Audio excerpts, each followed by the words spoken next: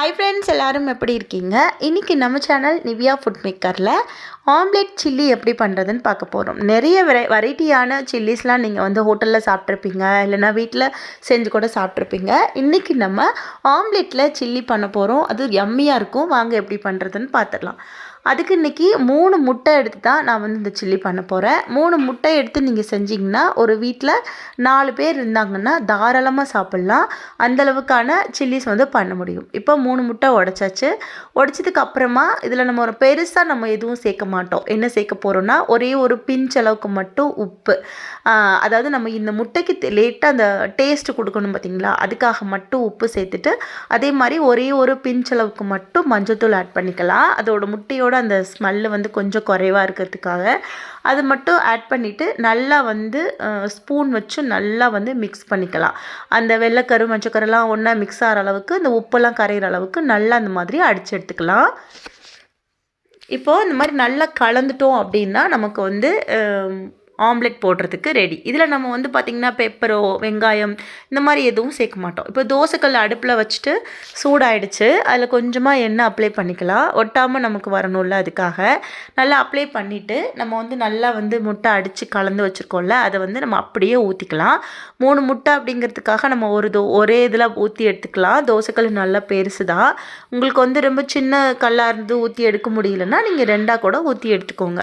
இதெல்லாம் ஊற்றி நல்லா எடுத்துக்கப்புறமா அது நமக்கு எப்படி நம்ம முட்டை ஆம்லெட் செய்வீங்களோ அதே மாதிரி திருப்பி விட்டு 2 சைடும் வேக வச்சு நம்ம வந்து பிளேட்டில் எடுத்து வச்சுக்க போகிறோம். அவ்வளோதான். இது ரொம்ப பெருசாக ஒன்றும் கிடையாது. அடுத்தடுத்த வேலைகள் தான் கொஞ்சம் நம்ம 2-3 ஸ்டெப்பாக வந்து பண்ண வேண்டியதாக இருக்கும். அது மட்டும் கொஞ்சம் கவனமாக செஞ்சிங்கன்னா ரொம்ப ரொம்ப ரொம்ப டேஸ்ட்டான ஒரு ரெசிபியாக இருக்கும். இப்போது இந்த மாதிரி நமக்கு ஆம்லெட் ரெடி ஆகிடுச்சு. இதை வந்து நான் வந்து தோசைக்கல் இப்போ அடுப்பை ஆஃப் பண்ணிவிட்டு இதை வந்து நான் வேறு பிளேட்டில் எடுத்துகிட்டு ஆற வச்சுக்கிறேன். இப்போ இது ஆறிட்டு இருக்க டைங்களில் ஒரு பிளேட்டில் ஒரு 1.5 ஸ்பூன் அளவுக்கு கார்ன்ஃப்ளவர் மாவு, அதுக்கப்புறமா 1 ஸ்பூன் அளவுக்கு மைதா மாவு சேர்க்குறேன். இது சேர்த்ததுக்கப்புறமா இதுக்கெல்லாம் தேவையான அளவுக்கு உப்பு.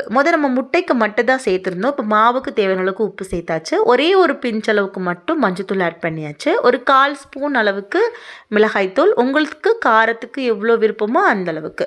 அப்புறம் ஒரு 1/4 டீஸ்பூன் அளவுக்கு கரம் மசாலா. இது வந்து நம்ம மாவாக மிக்ஸ் பண்ணி எண்ணெயில் பொரித்து எடுக்கிறதுக்கு உள்ள மாவில் தேவையான பொருட்கள் நம்ம இப்போ கலந்துருக்கோம். நல்லா கலந்து விட்டுக்கலாம். கலந்து விட்டுட்டு நான் வந்து இதில் ஜீரக தண்ணி ஆட் பண்ணி நல்லா மிக்ஸ் பண்ண போகிறேன். அது ஜீரக தண்ணி ரெடி பண்ணுறது ரொம்ப கஷ்டம் கிடையாது. நல்லா தண்ணியை கொதிக்க வச்சுட்டு ஒரு 1/2 ஸ்பூன்லேருந்து 1 ஸ்பூன் அளவுக்கு எவ்வளோ தண்ணி நீங்கள் கொதிக்க வைக்கிறீங்களோ அந்த அளவுக்கு ஜீரகம் போட்டு லைட்டாக கொதி வந்ததுக்கப்புறமா நீங்கள் ஆஃப் பண்ணிட்டிங்கன்னா நமக்கு தண்ணி ரெடி ஆயிரும். அந்த ஜீரக தண்ணி போட்டு இந்த மாதிரி கட்டி எதுவும் இல்லாமல் நல்லா ஈவனாக இந்த அளவுக்கு நல்லா கெட்டியான பக்குவத்துக்கு நான் வந்து நல்லா மிக்ஸ் பண்ணிக்கிறேன். இதில் வந்து நம்ம பரட்டி தான் அப்படியே பொரிச்செடுக்க போகிறோம். அதனால் ரொம்ப தண்ணி ஆகிடாமல் பார்த்துக்கோங்க. இந்த அளவுக்கு நம்ம பஜ்ஜி மாவெல்லாம் ரெடி பண்ணுவோம் இல்லையா, அந்த அளவுக்கு தான் இருக்கணும். கவனமாக பார்த்துக்கோங்க. இப்போ இந்த மாதிரி கலந்ததுக்கு அப்புறமா ஆம்லெட் நல்லா ஆறிடுச்சு. நீங்கள் கத்தி வச்சு கட் பண்ணுறதா இருந்தாலும் கட் பண்ணிக்கோங்க நீளமாக. நான் சும்மா கையிலே வந்து பிச்சு போட்டுக்கிறேன். ரொம்ப ஈஸியாக தான் இருக்கும். உங்களுக்கு ஒரே மாதிரி ஈவனாக உங்களுக்கு கிடைக்கணும் அப்படின்னு நினச்சிங்கன்னா நீங்கள் உங்களுக்கு பிடிச்ச மாதிரியான ஷேப் கூட கத்தியில் நீங்கள் கட் பண்ணிக்கலாம். நான் இந்த மாதிரி கையில் பிச்சு போட்டுட்டேன். போட்டதுக்கப்புறமா நல்லா வந்து பரட்டி விட்டுட்டேன். இந்த மாவு வந்து இந்த ஆம்லெட்டில் எல்லா இடத்துலையும் நல்லா ஈக்குவலாக படுறது மாதிரி நல்லா மிக்ஸ் பண்ணிட்டேன். அப்போ தான் நமக்கு சில்லி பொரிச்சு எடுக்க முடியும். அதனால பொறுமையாக நல்லா மிக்ஸ் பண்ணிக்கலாம். இது ஆம்லெட் வந்து உடஞ்சி போய்டுறதோ இல்லைனா அந்த மாவு கலந்தோடனே ஒரு மாதிரி ரொம்ப சாஃப்டாக இருந்தெல்லாம் இருக்காது. அந்த மாவை நல்லா அப்சர்வ் பண்ணிக்கோ, நல்லா இருக்கும் பார்க்குறதுக்கு. இப்போ இந்த மாதிரி நல்லா கலந்துட்டோம் அப்படின்னா அடுப்பில் வந்து எண்ணெய் சூடு பண்ணி வச்சுருக்கேன். அதில் நம்ம ஒரு பீஸாக போட்டு பொரிச்சு எடுக்க வேண்டியதுதான். இப்போ வந்து நீங்கள் நிறைய எண்ணெய் வச்சு பெரிய ஒரு அகலமான பாத்திரத்தில் வச்சுருந்தீங்கன்னா ஒரே தடவை கூட போட்டு எடுத்துக்கலாம். நான் வந்து சின்ன பாத்திரத்தில் வச்சுருக்கேன். அதனால நான் 2 தடவையாக போட்டு நல்லா அந்த மாதிரி பொரித்து எடுத்துக்க போகிறேன். போட்ட உடனே நீங்கள் கரண்டி வச்சு கலந்துடாமல் ஒரு சைடு வேகட்டும். அதுக்கப்புறமா திருப்பி விட்டுட்டு 2 சைடும் நல்லா வெந்ததுக்கப்புறமா நம்ம எடுத்து பிளேட்டில் அடுக்கி வச்சுக்கலாம். கொஞ்சம் கூட எண்ணெய் குடிக்காது. அதே மாதிரி திருப்பி விட்டதுக்கப்புறமா 2 சைடும் வெந்ததுக்கப்புறம் நல்லா மொறுன்னு இருக்கும். இதை இப்படியே கூட சாப்பிட்லாம். அந்தளவுக்காக டேஸ்ட்டாக இருக்கும். நம்ம அதை வந்து பார்த்திங்கன்னா இதெல்லாம் வந்து பொரிஞ்சிருச்சு அப்படின்னா நம்ம எடுத்து வேறு பிளேட்டில் வச்சுக்கலாம். மிச்சம் இருக்கிறத அதே மாதிரி போட்டுக்க போகிறோம். இதை வந்து வந்து அப்படியே நம்ம சாப்பிட போகிறதில்ல. இதை இன்னும் கொஞ்சம் ஒரு டேஸ்ட்டான ஒரு டிஷ்ஷாக மாற்ற போகிறோம். அதாவது உங்களுக்கு தெரியலாம், ஒரு சாதாரண முட்டை ஊற்றி சாப்பிட்றத விட்டுட்டு ஏன் இத்தனை ஸ்டெப் அப்படின்னு சொல்லிட்டு, ஒரு மாதிரி டிஃப்ரெண்ட்டான ஒரு டிஷ் நம்ம சாப்பிடும்போது அதில் கொஞ்சம் வேலைகள் இருக்க தான் செய்யும். அதெல்லாம் நம்ம பொறுமையாக செஞ்சு சாப்பிட்டோம்னா ரொம்ப டேஸ்ட்டாக இருக்கும். இப்போ அதெல்லாம் வந்து பொரித்து எடுத்து வச்சுட்டேன். இப்போ ஒரு அகலமான கடாய் வச்சுட்டு 1.5 ஸ்பூன் அளவுக்கு எண்ணெய் விட்டுட்டு 2 பூண்டு பருக்களை தட்டிட்டு சேர்த்துட்டு ஒரு 4 பீஸ் மட்டும் நான் வந்து கேப்சிகம் போட்டுக்கிறேன். ரொம்ப போடலை. அதே மாதிரி ஒரு பெரிய வெங்காயத்தில் பாதி அளவுக்கு மட்டும் வெங்காயம் எடுத்து நான் போட்டுக்கிட்டேன். அதை வந்து ரொம்ப வந்து மெல்லிஸாக கட் பண்ண வேண்டாம். ஒரு வெங்காயத்தில் ஒரு 4-5 பீஸாக வர்றது மாதிரி போட்டுட்டு நல்லா வந்து வதக்கி விட்டுக்கலாம். கொஞ்சம் நேரம் வந்து இது வதங்கட்டும். நம்ம வந்து ஸ்டெப் பை ஸ்டெப்பாகவே எல்லாத்துலேயும் உப்பு சேர்த்து தான் நம்ம பண்ணியிருக்கோம். அதே மாதிரி இந்த வெங்காயம், கேப்சிகம் இதெல்லாம் போட்டு வதக்குறோம். பூண்டெல்லாம் சேர்த்து இதுக்கும் நம்ம ஒரு பிஞ்ச் அளவுக்கு உப்பு, கொஞ்சம் மஞ்சத்தூள்லாம் ஆட் பண்ணிக்கணும். ஆட் பண்ணிட்டு தான் நம்ம வந்து செய்யணும். அப்போ தான் அந்த கரெக்டான டேஸ்ட் வந்து நமக்கு கிடைக்கும். இப்போ வந்து இது மஞ்சத்தூள் போட்டதுக்கப்புறமா இதுலேயே கொஞ்சமாக நான் காரத்துக்கு ஒரு 1/4 டீஸ்பூன் மிளகாத்தூள் ஆட் பண்ணிக்கிறேன். அப்புறம் வந்து பார்த்திங்கன்னா இதில் வந்து நான் ஒரு 1.5 ஸ்பூன் அளவுக்கு நான் வந்து கெச்சப் சேர்க்குறேன். அது மட்டும் இதில் கட் ஆகிடுச்சு. நீங்கள் கண்டிப்பாக சேர்த்துக்கோங்க. அது இந்த புளிப்பு டேஸ்ட்டுக்கு ரொம்ப டேஸ்ட்டாக இருக்கும். நம்ம தக்காளி எதுவும் ஆட் பண்ணுறதில்ல.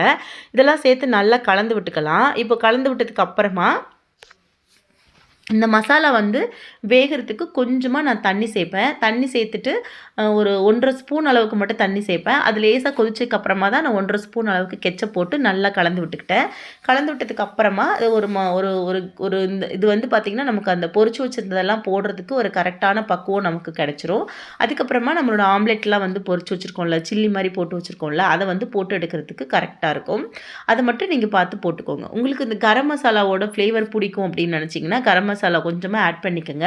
நான் ஆட் பண்ணியிருக்கேன். அது கண்டிப்பாக சேர்க்கணும்னு இல்லை. ஆல்ரெடி நம்ம சேர்த்தா பொரிச்சு வச்சுருக்கோம். அது பிடிச்சதுன்னா சேர்த்துக்கோங்க. இல்லைனா நீங்கள் மிளகாத்தூள், மஞ்சத்தூள், உப்பு மட்டும் சேர்த்துக்கிட்டு 1.5 ஸ்பூன் அளவுக்கு புளிப்புக்காக கொஞ்சமாக கெச்சப் மட்டும் போட்டுட்டு நீங்கள் அப்படியே போட்டு பெரட்டி எடுத்துக்கலாம். இதெல்லாம் சேர்த்ததுக்கு அப்புறமா இதை போட்டு நல்லா ஒரு பெரட்டும் போது சாப்பிட்றதுக்கு ரொம்ப டேஸ்ட்டாக இருக்கும். குழந்தைங்களாம் வந்து இந்த மாதிரி ஒரே மாதிரியான நமக்கு ஒரு டிஷ்ஷு பண்ணி கொடுக்கறத விட்டு இந்த மாதிரி பண்ணி கொடுக்கும்போது ரொம்ப விரும்பி சாப்பிடுவாங்க. பெரியவங்களுமே லஞ்சுக்கு வந்து இதை நல்லா விரும்பி சாப்பிடுவாங்க. நீங்களும் ட்ரை பண்ணுங்கள். ஒரு ஆம்லேட் வச்சு அதை வந்து ஒரு சில்லியாக போட்டு அதை அப்படியே சாப்பிடாம இந்த மாதிரி ஒரு யம்மியான ஒரு டிஷ்ஷாக நான் மாற்றிருக்கேன். நிச்சயமாக இந்த டிஷ் உங்களுக்கு பிடிக்கும்னு நான் நம்புகிறேன். பிடிச்சிருந்தா நம்ம சேனல் நிவியா ஃபுட் மேக்கரை சப்ஸ்கிரைப் பண்ணிக்கோங்க. நீங்களும் நாளைக்கே லஞ்சுக்கு இதை செஞ்சு கொடுங்க. உங்கள் குழந்தைங்கள ரொம்ப என்ஜாய் பண்ணி சாப்பிடுவாங்க. அப்போ தான் அந்த டேஸ்ட் எப்படி இருக்குங்கிறது நான் சொல்கிறது உங்களால் ஃபீல் பண்ண முடியும். நீங்கள் அதை ட்ரை பண்ணி சாப்பிட்டதுக்கப்புறமா உங்களுக்கு எப்படி வந்துச்சுன்னு கமெண்ட்டில் சொல்லுங்கள். இந்த மாதிரி நல்ல ரெசிபீஸ்லாம் தொடர்ந்து உங்களுக்கு கிடைக்கணும் அப்படின்னா நம்ம சேனலை சப்ஸ்கிரைப் பண்ணி வச்சுட்டு பெல் ஐக்கானை கிளிக் பண்ணிக்கோங்க. மேலே வந்து உங்களுக்கு ஃப்ளேவருக்கு ஏற்ற மாதிரி கொத்தமல்லி பொடிசாக கட் பண்ணிட்டு தூவிட்டு அதுக்கப்புறமா நீங்கள் சாப்பிட வேண்டியதான். இது வந்து பார்த்திங்கன்னா லஞ்சுக்கு மட்டும் இல்லை, இது சும்மா ஒரு ஈவினிங்கில் குழந்தைங்களுக்கு பிடிச்ச ஒரு ஸ்நாக் மாதிரி கூட இது கொடுக்கலாம். சும்மா வச்சு கொடுத்திங்கன்னா கூட அவ்வளோ விரும்பி சாப்பிடுவாங்க. இந்த டிஷ் வந்து நிச்சயமாக உங்களுக்கு மட்டும் இல்லை, எல்லாருக்கும் பிடிக்கும். உங்கள் ஃப்ரெண்ட்ஸுக்கும் ஷேர் பண்ணிக்கோங்க. நெக்ஸ்ட்டு ஒரு நல்ல ரெசிபியில் மீட் பண்ணுறேன். ஓகே ஃப்ரெண்ட்ஸ், பாய்.